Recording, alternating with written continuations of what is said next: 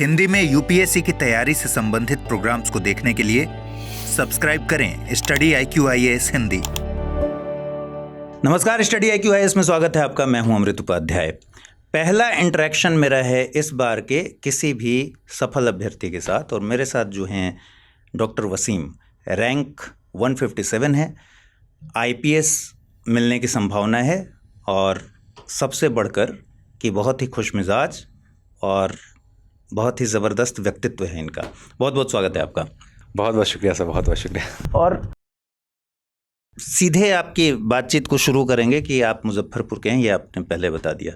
थोड़ा सा उस स्टोरी में जाएंगे कि कैसे आपके तैयारी का रुझान हुआ, और ये जो डॉक्टर हैं आप, ये PhD वाले हैं कि MBBS वाले हैं?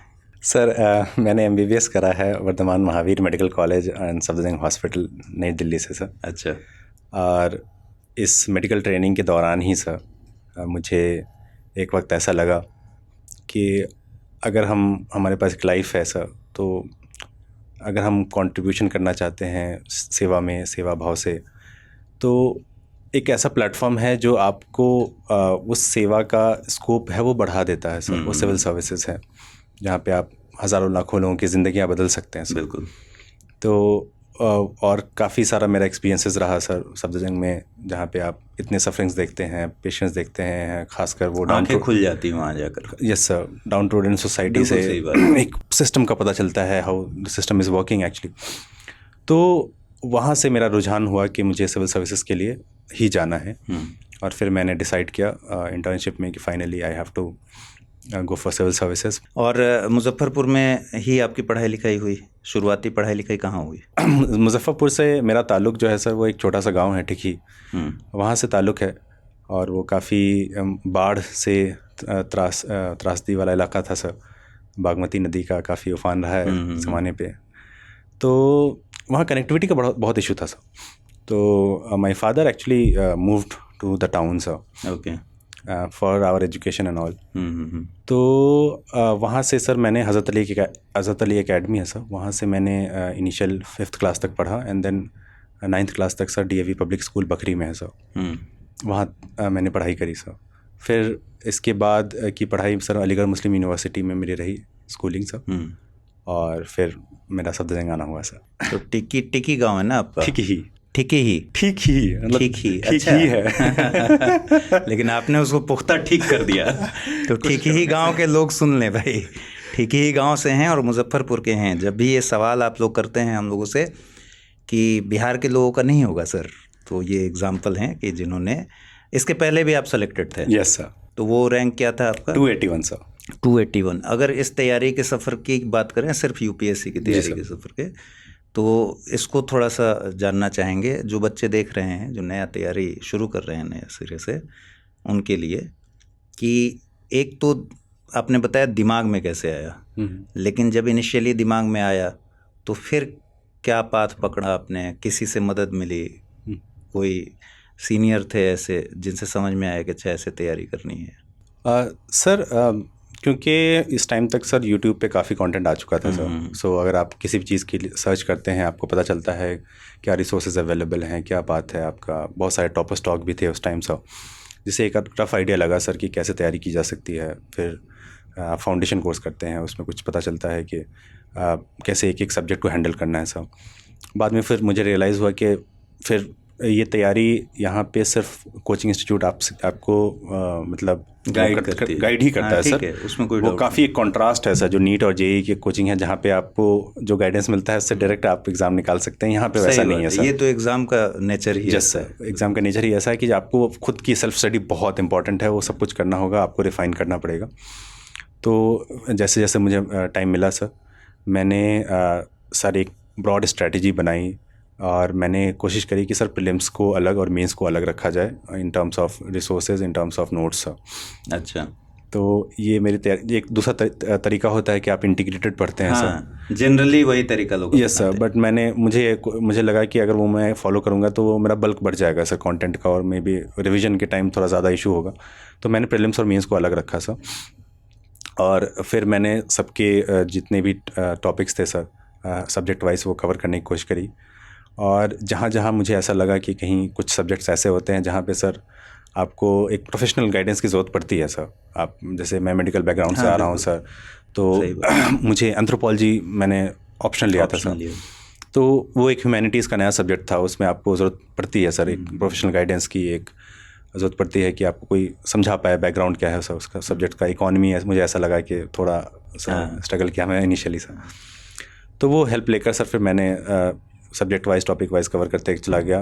और शेड्यूल मेरा मतलब एक बहुत ही जो कहूँगा मेरी तैयारी को जिसने अलग किया वो था sir, I was very strict with my schedules, as in कि मेरे पास प्लान होता था ऑलमोस्ट कि अगर इस महीने करना है तो क्या करना है, और पर डे का प्लान है, पर डे के अंदर भी सर एवरी आवर का प्लान है सर मेरे पास। और मैं उसको इतना फ्लेक्सिबल रखता था कि मैं उसको फॉलो भी कर पाऊँ। कभी आप हम बहुत रिजिड प्लान बना लेते हैं वो सर, हम लोग बचपन से बना रहे हैं। तो सर मैंने 8 बजे नाश्ता, 8:30 बजे पढ़ने बैठ जाना है, फिर 10:30 तक पढ़ना है, और फिर 5 मिनट में और एक बार मिल लेना है, फिर 10:35 पढ़ना है। तो सर वो मैंने कोशिश करी थी कि वो मेरे शेड्यूल में ही वो बफर हो, ताकि अगर वीक में अगर आप कवर कर पा रहे हैं जितना आपने आवर्स कमिट करें उतने आवर्स आप पूरे वीक में आप कमिट कर पाओ सर। तो वो मैं पहली बार किसी ऐसे व्यक्ति से मिल रहा हूँ जो कह रहा है कि प्रीलिम्स और मेंस मैंने अलग अलग शुरू से तैयारी की है। जी सर।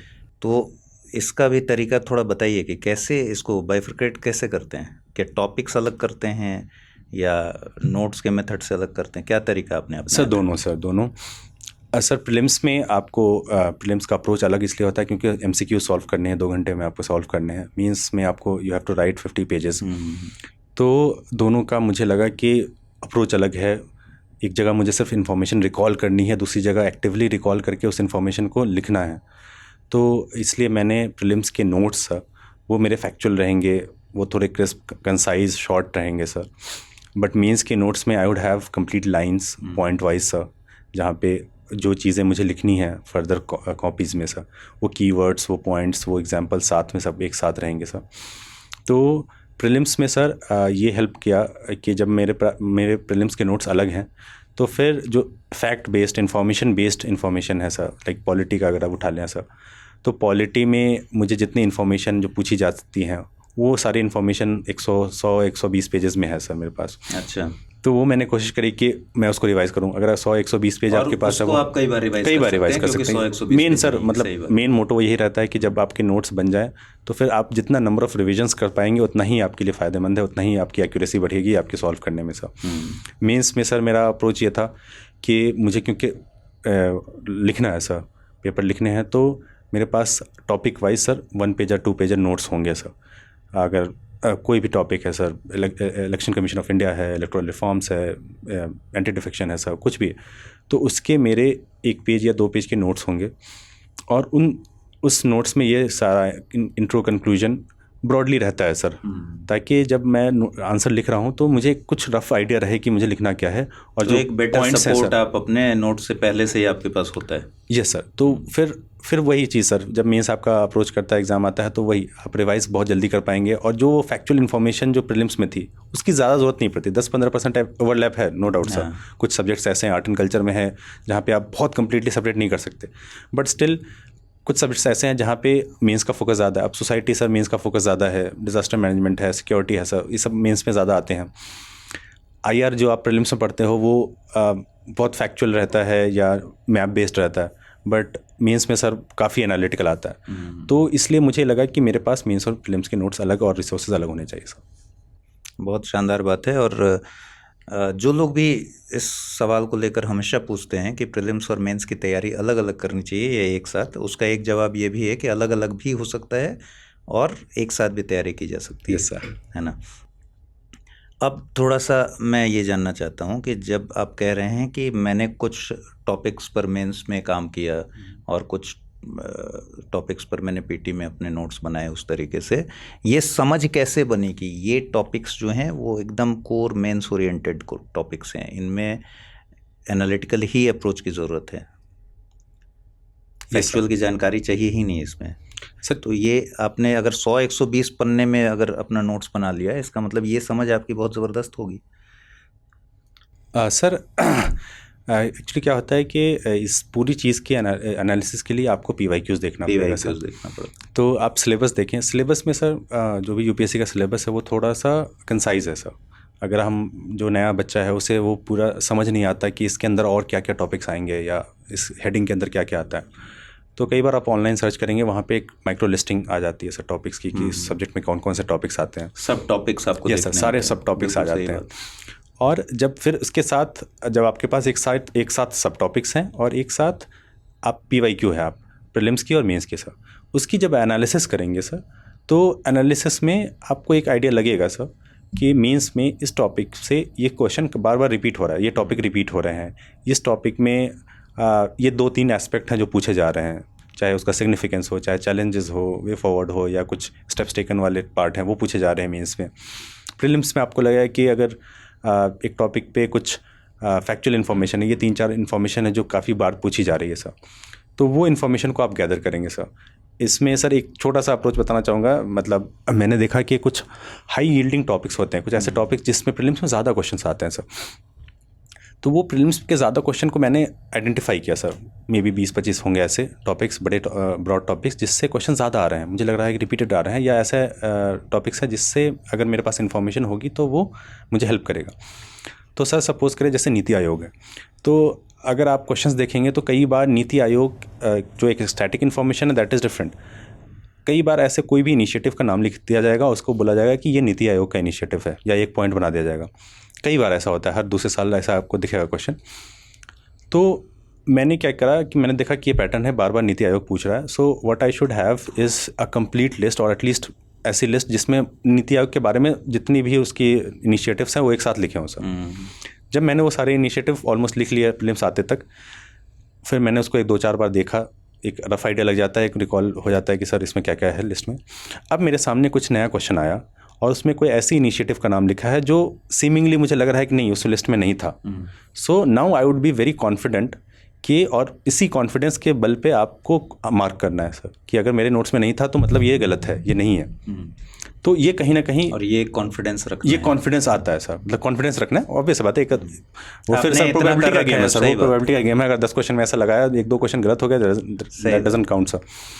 तो इस तरीके से मैंने कुछ टॉपिक्स को तैयार किया ताकि मैं कॉन्फिडेंट रहूं कि मुझे अगर ये चीज़ें इस टॉपिक से रिलेटेड होती है तो मुझे पता होता, अगर नहीं पता है मतलब ये गलत है, तो उसके हिसाब से फिर आप आंसर लगाते हैं और कई बार वो सही भी होता है। तो इस तरीके से मैंने तैयार करा प्रीलिम्स में।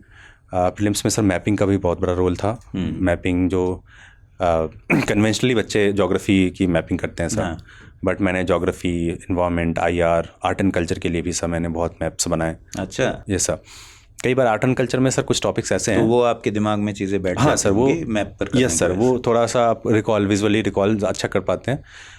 कई बार क्वेश्चंस ऐसे आते हैं सर आर्ट एंड कल्चर में, आपको जब किताब से पढ़ेंगे तो आपको लगेगा कि इसमें बहुत इन्फॉर्मेशन है। लाइक फोक डांस आप अगर देख लें, फोक डांस के बारे में जो ब्रॉडली मुझे जो समझ में आया कि फोक डांस में बहुत अंदर नहीं जा रहे, दे जस्ट वांट कि कौन सा फोक डांस किस रीजन से आ रहा है या किस स्टेट से है। क्वेश्चन का पैटर्न आपने समझ लिया कि यही मैक्सिमम पूछा है, तो उसके हिसाब से मैंने मैप पे मार्क कर लिया। मुझे एटलीस्ट ये बेसिक इन्फॉर्मेशन है कि किस रीजन से है या किस स्टेट से आ रहा है सर, वो डांस किससे रिलेटेड है।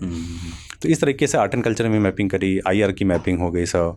तो इन सारे मैपिंग से, और हिस्ट्री की भी मैपिंग सर, हिस्ट्री में भी जो क्रोनोलॉजी होती है कि किस डायनेस्टी के बाद क्या आया या वो डायनेस्टी किस रीजन में थी, अगर ये आपको एक ब्रॉड आइडिया है तो काफ़ी चीज़ें हिस्ट्री की आसान हो जाती हैं। तो आपने अपने डॉक्टरी वाली पूरी समझ इसमें लगाई है, इसका मतलब कि मैप कर लिया है इस तरीके से कि आपके दिमाग में छप जाए चीज़ें, और ये रिकॉल काफ़ी अच्छा होता होगा एग्ज़ाम में।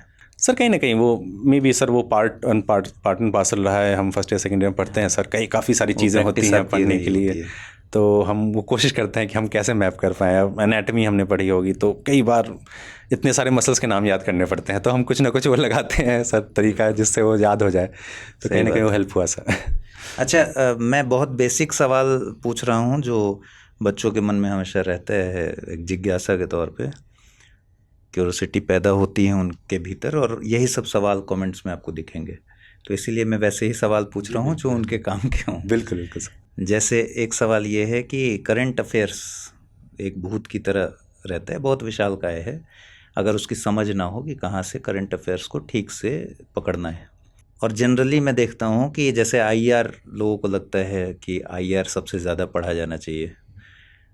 ये कितना ज़रूरी है कि किस चीज़ का वेटेज कितना है, उस पर उतना ही समय दिया जाए, और इसको आपने कैसे आइडेंटिफाई किया था? जैसे मान लीजिए मैं सीधे बोलूँ कि अखबार पढ़ना है, न्यूज़पेपर पढ़ना है, तो न्यूज़पेपर पढ़ना आपने पढ़ा कि नहीं? न्यूज़पेपर सच सच बताइएगा। हाँ सर, पढ़ा था। मेरा अप्रोच अलग था सर। न्यूज़पेपर को मैंने प्रीलिम्स और मेंस के स्टेज पे नहीं पढ़ा। प्रीलिम्स और मेंस के स्टेज पे मैंने आर्टिकल्स पढ़े सर। ज़रूरत नहीं पड़ी उसकी? नहीं सर, न्यूज़पेपर की मतलब मुझे ये लगा कि यूटिलिटी आर्टिकल्स की है सर, जो एडिटोरियल्स होते हैं। एडिटोरियल्स आपने पढ़े जो मुझे डायरेक्ट मिल जाए सर ऑनलाइन पोर्टल पे, या कहीं किसी ने अगर स्क्रीनशॉट डाल रखा है सर आर्टिकल को फिल्टर आउट करके। पढ़ना ज़रूरी क्यों है? क्योंकि उससे अंडरस्टैंडिंग डेवलप होती है सर, वो लैंग्वेज ज़रूरी है सर, पर्सपेक्टिव वो ज़रूरी है सर, वो पढ़ना बिल्कुल ज़रूरी है। न्यूज़पेपर एज सच मैंने नहीं पढ़ा, बिकॉज न्यूज़पेपर में आप अगर 1 घंटे भी पूरे पर डे दे रहे हैं सर, तो कहीं ना कहीं कई बार, और अगर आप बहुत थॉरोली पढ़ेंगे तो 1 घंटे से ज़्यादा लग जाता है, ज़्यादा लग जाएगा। सही बात। तो और उसमें बहुत सारे ऐसे हेडलाइंस हैं जो हमारे काम के नहीं है, बहुत सारे ऐसी चीज़ें हैं जो बिल्कुल हम अगर हेडलाइन भी पढ़ने में 10 सेकंड लगा रहे हैं, it means not worth it.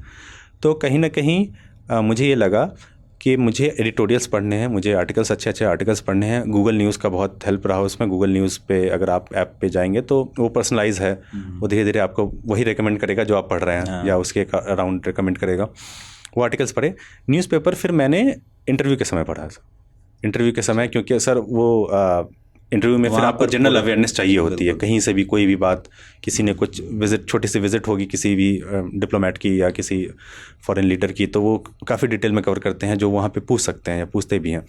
तो उस टाइम सर न्यूज़पेपर मैंने पढ़ा। अच्छा, और वेटेज वाली जो बात है कि लेट से, मैं अक्सर देखता हूँ कि एक गलती होती है कि आईआर या वर्ल्ड हिस्ट्री ये जाने बगैर कि इसकी कितनी ज़रूरत है आपके एग्ज़ाम में, लोग उसी की तैयारी किए जा रहे हैं, उसी के नोट्स बनाए जा रहे हैं, क्योंकि वो इंटरेस्टिंग लग रहा है। सीधी सी बात है, आईआर इंटरेस्टिंग टॉपिक्स आते हैं, उसमें मज़ा आता है। वर्ल्ड हिस्ट्री में बहुत मज़ा आता है सर।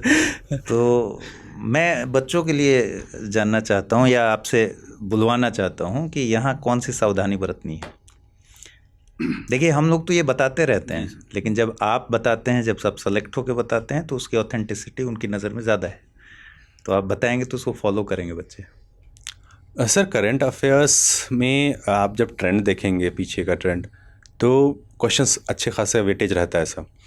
बट जो करंट अफेयर्स हम पढ़ते हैं सर, मुझे ये लगा कि करंट अफेयर्स की अगर आप कोई भी मैगज़ीन फॉलो कर रहे हैं इंस्टीट्यूट की, तो अगर आप सीधा स्टार्ट कर देते हैं आज से ही पढ़ना, तो आपको वो बहुत बल्क लगेगा सर। ऐसा लगेगा सब कुछ नया है, सब कुछ, हर टॉपिक आपको नया लगेगा सर, में रिसीव नहीं हो रहा है। Yes sir. तो मेरा ये था कि सर जितने भी पीछे के स्टैटिक सब्जेक्ट्स हैं, चाहे वो एनवायरनमेंट हो, चाहे आईआर है, चाहे आपके साइंस एंड टेक है, एनवायरनमेंट है, इन सब का मुझे स्टैटिक इन्फॉर्मेशन पहले मैं गैदर कर लूँगा, फिर कनेक्ट करूँगा, और उसके बाद फिर मैं जंप करूँगा, क्योंकि फिर चीज़ें समझ में आएंगी। Yes sir. अब आईआर में सर अगर आपके पास नोट्स हैं, 30-40 पेज के मेरे पास नोट्स है आईआर के, उसमें मेरे पास ब्रॉड इन्फॉर्मेशन जो सबके सारे, चाहे वो यूएन के ऑर्गेनाइजेशंस हैं, चाहे वो रीजनल ऑर्गेनाइजेशंस हैं, ग्रुपिंग्स हैं, जितने हैं उनके बारे में सारे इन्फॉर्मेशन थी, जितने समिट्स हो रही हैं वो सारी इन्फॉर्मेशन एक साथ थी ऑलरेडी। तो जब मेरे पास ये बैकएंड में इन्फॉर्मेशन है, तब मैं जब करंट अफेयर्स पढ़ूंगा तो मुझे बस वो 2-3 लाइन ही इंपॉर्टेंट लगेंगी। ऐसा लगेगा कि हाँ, अब ये 2-3 लाइन नई चीज़ आई है, कुछ ये नया समिट हुआ है इस साल, या ये डिक्लेरेशन साइन हुआ है, तो वो बस एक नई इन्फॉर्मेशन आपको लगी। बाकी फिर आपको लगेगा कि आईआर का बल्क या करंट अफेयर्स का बल्क काफ़ी कम हो गया सर। तो इससे फिर आपके करंट अफेयर्स को मैनेज कर पाना, उसको टाइम को एलोकेट कर पाना आसान हो जाता है। नोट्स आपने सारे टॉप सब्जेक्ट्स के बनाए या कुछ सेलेक्टिव? सर नोट्स तो सबके सारे बनाने होते हैं, बट नोट्स मुझे ये लगा कि टाइम बहुत कम है, तो नोट्स आप हैंड रिटन सबसे नहीं बना सकते सर। मतलब कुछ चीज़ें आउटसोर्स करें, सीधी सी बात, बहुत ज़्यादा। यस सर, उतना टाइम नहीं होता हमारे पास, लग्जरी नहीं है उतने टाइम की सर। तो जो नोट्स हमें ऑलरेडी अवेलेबल हैं उसको आप लें और फिर उसको पर्सनलाइज करें। अगर एज इट इज़ आप पढ़ेंगे then it is of no use sir. आप उसको पर्सनलाइज करें, उसका जो आपका कोर रिसोर्स है, अगर पॉलिटी पढ़ रहे हैं तो पॉलिटी से उस नोट को मैच करें, उसमें अगर कुछ लगता है कि ये 2 पॉइंट है जो मुझे ऐड करने हैं, आप उसको हैंड रिटन ऐड करें वहाँ पे, फिर आगे बढ़ें, ऐसे करके टॉपिक्स का ख़त्म करें सर। इससे क्या होगा कि ये नोट्स एक तरह से हाइब्रिड नोट्स हो गया आपका, कि आपने ज़ीरो से स्टार्ट भी नहीं करा, बट ये क्योंकि आपने सारे चीज़ें ऐड करी हैं, पॉइंट ऐड करें, हाईलाइट करें हैं, तो ये आपके पर्सनलाइज नोट्स हो गए, तो टाइम भी बचा आपका और आपका टॉपिक्स भी कवर हो गया सर। और टॉपर्स टॉप का आपने जिक्र किया, आप भी देखते होंगे? Yes sir. कुछ मिला था उसमें से? सर ये बहुत ज़रूरी होता है टॉपर स्टॉक का, बिकॉज मुझे लगता है कि सर बहुत लाइक हज़ारों तरीके हैं इस एग्ज़ाम को क्रैक करने के। हर जो टॉपर है उसकी एक स्ट्रैटेजी अलग होती है, उनके पढ़ने का तरीका, उनके क्रैक करने का तरीका अलग है। तो टॉपर स्टॉक से मुझे ये लगा कि अगर मैं बहुत सारे लोगों के टॉपर स्टॉक देख रहा हूँ सर, या सुन रहा हूँ, ट्रैवल कर रहे हो आप सर, या कुछ ऐसे नॉन इम्पॉर्टेंट काम कर रहे हो आप, जस्ट ब्लूटूथ लगा लो, सुन लो आप, उससे सर क्या होता है कि एक रफ़ आइडिया लग जाता है, एक कुछ जनरल पैटर्न आपको पता चल जाएगा कि ये कुछ फंडामेंटल प्रिंसिपल्स हैं जो मुझे फॉलो करने ही करने हैं, अदरवाइज़ फिर एग्ज़ाम के आप सिंक में नहीं हो। तो वो कुछ ब्रॉड प्रिंसिपल्स आप आइडेंटिफाई कर सकते हैं मल्टीपल टॉपर टॉक से सर, और फिर उसके बेसिस पे अगर आपको जो भी अच्छा लगता है कि हाँ ये 4 चीज़ें मैं फॉलो कर सकता हूँ, 1-2 चीज़ मेरी ये अपनी पर्सनल मुझे लगता है कि ये कर सकते हैं, इस हिसाब से फिर आपकी अब स्ट्रैटेजी बनती है सर। तो ये सारी बातें नोट भी कर लीजिएगा, इसलिए क्योंकि कई बार टॉपर स्टॉक भी ज़रूरत से ज़्यादा हो जाने पर दिक्कत होती है। नहीं सर, लिमिटेड ही देखें, लिमिटेड ही सर। देखना टाइम नॉन इम्पॉर्टेंट, जब भी ऐसा कुछ काम कर रहे हो जहाँ पे आप पढ़ाई नहीं कर रहे हो, कहीं ट्रैवल कर रहे हो, कहीं कोई नॉन इम्पॉर्टेंट काम कर रहे हो, घर के कुछ काम कर रहे हो, तो जस्ट ब्लूटूथ रखें, प्लग इन करें और कुछ सुनते रहें। उससे क्या होता है कि कुछ चीज़ें रीइंफोर्स होती हैं सर, मतलब। अच्छा, आपने तो फर्स्ट अटेम्प्ट में इंटरव्यू दिया है? Yes sir. और सेकंड अटेम्प्ट में जब आप गए, फिर आपने एनालाइज किया होगा पूरा कि कहाँ गलतियाँ हुई? Yes sir. तो क्या गलतियाँ पकड़ में आई थी? ये एग्ज़ाम ऐसा है जहाँ पे इम्प्रूवमेंट का स्कोप हर किसी में, इवन जो सिलेक्टेड लोग हैं उनके पास भी अगर चाहें तो इम्प्रूवमेंट का स्कोप बहुत है सर, क्योंकि आपको यू हैव टू राइट, और ऑल्सो प्रीलिम्स में भी there is no upper limit. तो इसमें मैंने आइडेंटिफाई किया कि सर आंसर राइटिंग को और रिफाइन किया जा सकता है, कंटेंट अच्छा इंप्रूव किया जा सकता है। जो कॉपीज़ मुझे लग रहा था शुरू में मुझे कुछ खाली थी सर, इन्फॉर्मेशन थोड़ी लैकिंग थी, पॉइंट्स ज़्यादा लिखे जा सकते थे, टाइम मैनेजमेंट का थोड़ा और अच्छा किया जा सकता है। तो इन सारी चीज़ों को मैंने आइडेंटिफाई किया, उस पर वर्क किया, टेस्ट सीरीज़ लगाए सर, टाइम पे ख़त्म करने की कोशिश करी, और इन्फॉर्मेशन एनरिच करा, लैंग्वेज इंप्रूव करी सर। एक और चीज़ है सर, जिस पूरे प्रोसेस में जब आप आंसर राइटिंग कर रहे होते हैं, आप किसी भी फील्ड से आ रहे हैं सर, हर फील्ड का, हर सब्जेक्ट का, हर सब्जेक्ट का सर एक लेक्सिकॉन होता है, एक वर्ड्स होते हैं, कुछ ऐसे वर्ड्स जो कि एग्जामिनर देखना चाहता है सर। सो अगर मैं मेडिकल फील्ड से आ रहा हूँ तो मैं कुछ ऐसे वर्ड्स बोलूँगा जो एक सामने वाले को लग जाए कि मैं एक मेडिकल बैकग्राउंड का हूँ सर। वैसे ही अगर आप एंथ्रोपोलॉजी के आंसर्स लिख रहे हैं तो कुछ ऐसे वर्ड्स आप यूज़ करेंगे सर। बिल्कुल सही बात। तो ये चीज़ सीखनी पड़ती है सर एथिक्स के लिए। सर एथिक्स एक नया सब्जेक्ट है, आपको नहीं पता कि उसमें क्या लिखना है, लेकिन शुरू में हमें लगता है कि ये सब ऑनेस्टी, ट्रांसपेरेंसी, रिस्पॉन्सिबिलिटी, ये तो नॉर्मल वर्ड्स हैं, तो मैंने पढ़ा है, मुझे पता है। बट फिर बाद में मुझे समझ में आया कि these are subject specific words, तो इसको मुझे कॉन्शियसली यूज़ करना है, वो दिखाना है कि नहीं, I know this word, I know this word, I know this term. तो इससे क्या होता है कि वो फिर मैच्योरिटी आती है आपके आंसर्स में, आपके वो दिखती है सर। तो ऐसे करके मैंने इंप्रूव करने की कोशिश करी सर। एस्से एक ऐसा पेपर है, मुझे लगता है कि सारे लोग जो तैयारी करते हैं वो एस्से को सबसे लास्ट में और बहुत कम समय देते हैं, जबकि 250 मार्क्स एक पेपर है पूरा। तो एस्से के लिए आपकी स्ट्रेटजी क्या थी, और बच्चों को अगर कुछ सलाह देना हो अभी से कि ये क्वेश्चन बरतना है भाई, ये गलती नहीं करनी है? सर एस्से में मेरे कंसिस्टेंटली अच्छे स्कोर्स थे, 115 अबव ही थे सर। लास्ट ईयर 130 थे। somehow this year it dipped by 42 marks, 88 आया sir. so this is the unpredictability of the process। पिछले वाले मार्क्स होते तब तो आप 1-2 पे होते फिर। Sir this is the unpredictability of this examination, you never know कहाँ पे क्या वर्क कर रहा है सर। बट एक ब्रॉड स्ट्रेटजी की बात करें, which worked for me in all the attempts, कि मैंने ऐसे को एनालाइज करा, सारे PYQs एनालाइज करें। फिर मुझे लगा कि 2 टाइप के टॉपिक्स होते हैं इसमें, या तो GS रिलेटेड टॉपिक्स होते हैं, health, women, poverty, this kind of topics. दूसरा है सर फिलोसफिकल टॉपिक्स। तो फिलोसफिकल टॉपिक्स मुझे ऐसा लगा कि इसमें क्रिएटिविटी ज़्यादा दिखाई जा सकती है सर। मतलब GS टॉपिक्स में मोर और लेस फिर इन्फॉर्मेशन बेस्ड हो जाता है। फिलोसफिकल टॉपिक्स का ट्रेंड भी बढ़ा है, अभी कुछ सालों में ज़्यादा आ रहे हैं। GS टॉपिक्स भी आते हैं, लेकिन फिलोसफिकल टॉपिक्स कंसिस्टेंट है सर।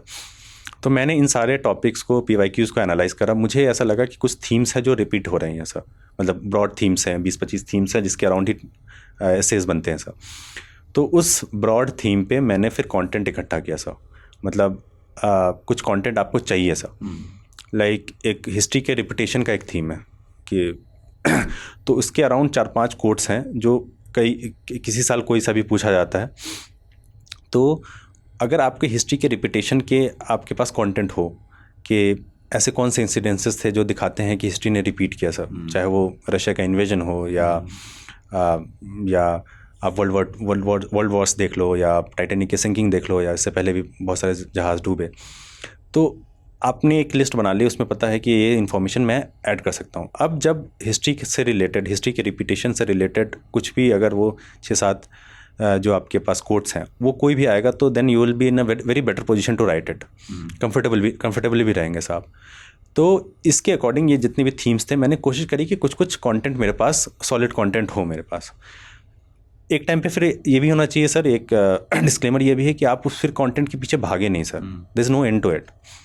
आपके पास एक डिसेंट थोड़ा बहुत कंटेंट, और आजकल आसान हो गया GPT से सर, ChatGPT से आप आराम से निकाल सकते हैं, बट बी वेरी मतलब कंसाइज रहें, बहुत ज़्यादा कंटेंट के पीछे नहीं भागें। एटलीस्ट कुछ फेयर आइडिया रहे, कुछ स्कॉलर्स का नाम, कुछ ऐसा लगे कि जिससे आपकी मैच्योरिटी दिखे कि दैट यू नो थिंग्स। थोड़े फिलॉसफी से कुछ उठा सकते हैं कुछ कंटेंट, थोड़ी साइकोलॉजी से कुछ कंटेंट उठा सकते हैं जो आपको एसेज में काफ़ी हेल्प करेंगे। फिर कुछ ऐसे एरियाज़ हैं सर जहाँ पे फोकस कम है सर, लाइक मैं नेचर के एग्जांपल देता था। नेचर के एग्जांपल के ट्रीज़ का क्या रोल है सर, मतलब ट्रीज़ से हम क्या सीखते हैं, पत्ते झड़ने से क्या सीखते हैं, एक शेर से क्या सीखते हैं, एक जो हवाएं चलती हैं उससे क्या सीखते हैं हम, जो तूफ़ान आता है उससे क्या सीखते हैं। तो सर ये बहुत ही अच्छा जो लिंग्विस्टिक साइड आप देखेंगे सर, तो literature side sir, literature side ये काफ़ी इस चीज़ को सराहा जाता है सर। तो ये चीज़ें मैंने सोचा मार्क्स बढ़ाने वाली चीज़, ये सर, ये सब कुछ ऐसी चीज़ें हैं जो आपके इससे इसको काफ़ी एक लेवल थोड़ा उसका इम्प्रूव करेंगे। तो ये सब सारे एरियाज़ मैंने आइडेंटिफाई किए, इस पे कंटेंट निकाला, और फिर जब मेरे पास कुछ ब्रॉड कंटेंट हो गया, then I started to write. फिर आपको वो चीज़ें, फिर प्रैक्टिस वाली बात है सर, जितना प्रैक्टिस करेंगे, जितने एसेज लिखेंगे, रिफाइन होता जाएगा। आप इंट्रोज अच्छा लिखें, इंट्रोज को थोड़ा ड्रामेटिक करें सर। जब भी हम लिटरेचर पढ़ते हैं, नॉवल पढ़ते हैं सर, उसके आप इंट्रोज देखें सर, काफ़ी ड्रामेटिक। फर्स्ट 2 लाइन में आपको लग जाएगा कि you have to read that entire page, बांधने वाली चीज़ चाहिए। तो वो सीखनी है सर। मतलब मुझे ऐसा लगा कि इस पूरे प्रोसेस में एक चीज़ जो आपको डेवलप करनी है वो है लर्निंग स्किल सर। सीखें सर, सीखने की चाह होनी चाहिए कि ऐसा नहीं है कि मैं अगर लिटरेचर बैकग्राउंड का नहीं हूँ तो I can not right this way. आप सीखें ना, क्यों, क्या करना है उसमें, जितना अगर एफर्ट डाल सकते हैं जिसका आउटपुट आ जाए तो आप सीखें, बिल्कुल सीख सकते हैं। मेरा फिलॉसफी बैकग्राउंड नहीं है, लेकिन I can know some philosophers, I can understand कि यार क्या है, किन लोगों ने क्या बोला है, बेसिक जानकारी होनी चाहिए, और वही लिखना भी है। और वो उससे सर ये सारा चीज़, इससे एक ऐसा पेपर है जो आपको ये लिबर्टी देता है कि आप जितनी भी इन्फॉर्मेशन, जो आपकी मैच्योरिटी है, वो उसको आप दिखा पाएँ, और उसको रिवॉर्ड भी मिलता है सर। AI वाली बात करनी आजकल बहुत ज़रूरी है जी सर, बिना AI के बात नहीं होगी। तो AI का इस्तेमाल कैसे किया आपने, यूज़ AI का? जैसे आपने कहा कि GPT ने आजकल बहुत आसान बना दिया है, किन किन चीज़ों में इस पूरी तैयारी में स्टूडेंट्स यूज़ कर सकते हैं इसको? सर AI, क्योंकि नोट्स मेरे पास ऑलरेडी थे, AI को मैंने एक्सटेंसिवली यूज़ किया है अपने नोट्स को रिफ़ाइन करने के लिए सर। मैंने जो मेंस के नोट्स थे सर, कई बार हो सकता है कि मेरे पास 4 पॉइंट्स ही हों मेरे पास नोट्स में, बट AI का यूज़ करके मैं 2 पॉइंट और ऐड कर सकता हूँ सर। तो इस तरह से टॉपिक वाइज मैंने देखा कि कहाँ कहाँ पे मैं मेंस के नोट्स को ऐड कर सकता हूँ। एंथ्रोपोलॉजी में काफ़ी हेल्प रहा है सर। एंथ्रोपोलॉजी में क्योंकि सब्जेक्ट मेरे डोमेन का नहीं है, तो कई बार सर हम किताबें पढ़ रहे हैं या कहीं से गाइडेंस ले रहे हैं, कई बार कुछ चीज़ों का बैकग्राउंड नहीं पता होता। तो GPT से सर हेल्प ये मिला कि अगर आप किसी प्रॉम्प्ट देते हैं किसी भी टॉपिक के बारे में जानकारी के लिए, तो वो उसका बैकग्राउंड से स्टार्ट करता है। अगर उसके बैकग्राउंड में समझ बन जाती है तो आप समझ सकते हैं बहुत सारी चीज़ें जो मुझे पहले लगता था कि यार ये नहीं समझ में आया, या कुछ चीज़ों को मैंने बस 2 लाइन ऐसे लिख दिया जो क्योंकि मेरे नोट्स में लिखे हुए, अदरवाइज़ मैंने उसको जब जाके देखा, वापस देखा, तो फिर मुझे समझ में आया कि अच्छा ये है। लाइक स्ट्रक्चरलिज्म की एक फिलॉसफी, ये सर अप्रोच है एंथ्रोपोलॉजी में। काफ़ी डिफ़िकल्ट रहता है ऐसा समझना, बट धीरे धीरे मुझे फिर GPT से काफ़ी हेल्प मिला, मुझे समझ आया, वो सही राइट वर्ड मिला जो मुझे लिखना है। और प्रीलिम्स में थोड़ा सा सर मतलब आई डोंट नो अब आने वाले टाइम में और रिफाइन हो, प्रीलिम्स में थोड़ा लिमिटेड यूज़ रखें एआई का, बिकॉज कई बार इन्फॉर्मेशन रहना है क्योंकि हेलुसिनेट करता है सर एआई, तो प्रीलिम्स में क्योंकि फैक्ट बेस्ड है। ये मेरे ख्याल से आने वाले 1-2 साल में ये प्रॉब्लम शायद खत्म हो जाएगी, बहुत तेज़ी से इम्प्रूव हो रहा है, इसमें कोई डाउट नहीं है। लेकिन ये बात सही है कि जो लोग भी एआई यूज़ कर रहे हैं थोड़ा सा अलर्ट होकर यूज़ करें। डिस्क्लेमर लगा देना भाई नीचे। तो अब तो ये पूरी पढ़ाई लिखाई की बात हो गई, और इंटरव्यूज़ तो खैर आपके बहुत सारे इस समय हैं ऑलरेडी, और मैंने कुछ तस्वीरों में देखा कि बहुत सारा सेलिब्रेशन भी आप लोगों ने किया। तो मैं पढ़ाई से हट के कुछ बात करता हूँ कि गांव में क्या माहौल रहा। अच्छा, आपका गांव बचा है या शहर हो चुका है? नहीं सर, गांव है, प्रॉपर गांव है। मतलब मिट्टी की दीवारें हैं या सर पक्के के मकान? सारे हाइब्रिड है सर, मतलब है, अभी बचे हुए हैं मिट्टी के मकान। गवर्नमेंट की स्कीम्स है उसके अराउंड, मतलब आम के बगीचे में जा सब है सर, सारे है, लीची के बगीचे हैं सर हमारे यहाँ बहुत। हाँ, तो मुजफ्फरपुर हैं तो वहाँ इस बात की समझ लोग समझते हैं कि आप क्या बन गए हैं। डॉक्टर तो बहुत आराम से हर गांव का व्यक्ति समझता है और बहुत प्राउड फील करता है जी सर कि भाई डॉक्टर साहब हैं, लेकिन यूपीएससी निकाल लिए, इसकी समझ सर है, अंडरस्टैंडिंग तो है, लोगों को ये पता रहता है, या ऐसा लगता है कुछ तो बने हैं। नहीं सर, क्योंकि बिहार में सर ये अंडरस्टैंडिंग अवेयरनेस है सर, IAS में बहुत सारे ऑफिसर्स रिजल्ट्स आते रहे। सही बात। तो कैसा रिसेप्शन हुआ पूरे बिहार में? और मैं देख रहा हूँ कि आप जगह जगह बहुत बिजी हैं इस समय। सर बहुत अच्छा, बहुत प्यार मिला लोगों का, बहुत जेन्युइनली लोग हैप्पी थे सर मेरे लिए।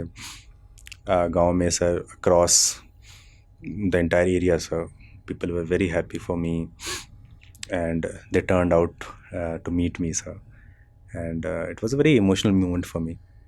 कई बार ऐसा लगता है, मतलब हम काफ़ी ईर्न करते हैं इस चीज़ के लिए कि एक ऐसा टाइम हो अपनी ज़िंदगी में जब हम वापस जाएं, अगर वहाँ के लोगों के लिए कुछ भी मतलब इंस्पिरेशन ही बने, उनके लिए मदद कर सकें, उनके लिए जो भी आप कर सकते हैं एटलीस्ट। एक बहुत सारे लोग ये इस चीज़ से इंस्पिरेशन लेते हैं कि यहाँ गांव का लड़का वहाँ पहुँचकर वहाँ से आया है, तो इस चीज़ का एक आपकी ज़िंदगी में एक बहुत बड़ा इम्पोर्टेंट रोल रहता है। आप सालों इस चीज़ की तैयारी करते हैं कि कहीं ना कहीं वो एक दिन आए sir, and I really enjoyed that day sir. ये नॉन एकेडमिक है भाई, आप लोग समझिएगा, ये ऐसे हम लोग बात कर रहे हैं। जो लोग मिलने वाले होते हैं जी सर, और गांव के खास करके, उनमें ये दिखता है कि कुछ उम्मीद लेकर आए हैं कि अभी से ही लगता है कि नहीं हमारे गांव का लड़का ऑफिसर बन गया या कल को बनेगा, सेलेक्ट हो गया है तो हमारे लिए कुछ करेगा। वो होप कहीं आंखों में दिखती है।